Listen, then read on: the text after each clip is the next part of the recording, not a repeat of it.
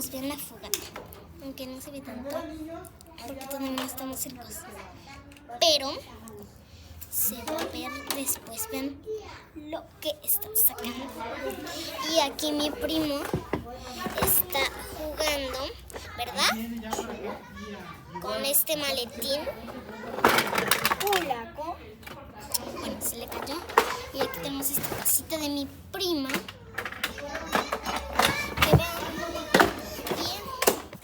Traje a mi René. Ven. Bueno, chicos, solo les quería dar ese aviso. Estamos aquí en la casa de mi prima.